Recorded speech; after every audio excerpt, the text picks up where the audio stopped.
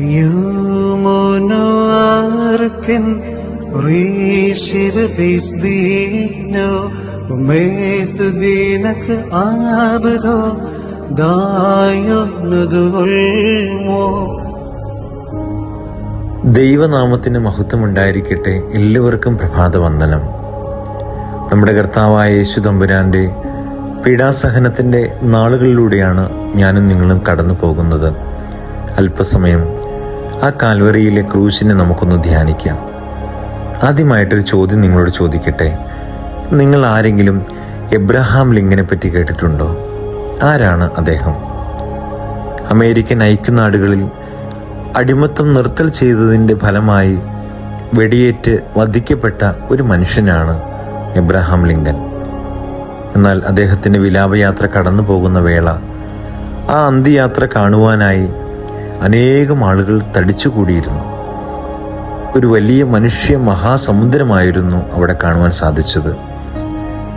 ആ സദസ്സിൽ ഒരു കറുത്ത വർഗക്കാരി സ്വന്തം മകനെ തൻ്റെ കൈകളിൽ ഉയർത്തി അവനോട് പറഞ്ഞു, മകനെ, നോക്കുക, നീ ഇന്ന് തല ഉയർത്തി നടക്കുവാൻ വേണ്ടി മരിച്ചു വീണ മഹാനായ മനുഷ്യൻ്റെ ജീവനറ്റ ശരീരമാണ് ആ നീങ്ങുന്നത്. തല നമിച്ചു നിന്ന് നിങ്ങളും ഒന്ന് നോക്കുക. പാപവികാരങ്ങളോടും പ്രവൃത്തികളോടുമുള്ള നമ്മുടെ വേഴ്ച സ്നേഹസ്വരൂപനും സർവശക്തനുമായ ദൈവത്തിന് ഏൽപ്പിക്കുന്ന അഗാധങ്ങളാണെന്ന് നാം അറിഞ്ഞ് കരയേണ്ടിയിരിക്കുന്നു. യേശു തമ്പുരാന്റെ ക്രൂശിനെ ധ്യാനിക്കുന്ന ദിവസങ്ങളാണല്ലോ ഈ ദിനങ്ങൾ. നമ്മളതിനെ കഷ്ടാനുഭവാഴ്ച ദിവസങ്ങളെന്ന് വിളിക്കുന്നു.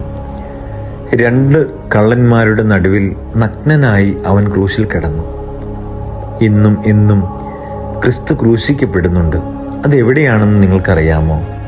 മറ്റെവിടെയുമല്ല, നമ്മുടെ ഭവനങ്ങളിൽ.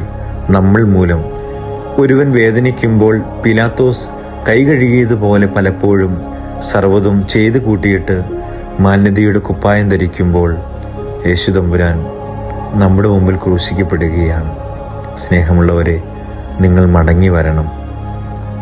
തെറ്റുകളെ ഏറ്റുപറയണം. ദൈവത്തിരുമുമ്പാകെ നിങ്ങൾ മാപ്പ് ചോദിക്കണം. ഇനിയെങ്കിലും നമുക്കൊന്ന് തീരുമാനിച്ചുകൂടെ? എൻ്റെ യേശു തമ്പുരാനെ വേദനിപ്പിക്കണോ വേണ്ടയോ? ഒരു നല്ല തീരുമാനമെടുക്കാം. ഈ കഷ്ടാനുഭവാഴ്ച ദിവസത്തിലൂടെ കടന്നു പോകുമ്പോൾ ആ കാൽവരിയിലേക്ക് നമുക്ക് കടന്നു ചെല്ലാം. ആ കാൽവരിയിലെ സ്നേഹം നമുക്ക് അനുഭവിച്ചറിയാം. എല്ലാവർക്കും അതിന് ഭാഗ്യം ലഭിക്കട്ടെ. ദൈവം നിങ്ങളെല്ലാവരെയും അനുഗ്രഹിക്കട്ടെ. ഇന്നാൾ വിധികേ ജഗദീവിധിനാഥൻ മൗലിനമിച്ചേറ്റാൻ കുറ്റം ദാസൻ പോൽ ഇന്നാൾ യൂതന്മാർ വർഷിച്ചീശോയാം ദൈവത്തിൻ മുൻപിൽ നിന്നാക്ഷേപങ്ങൾ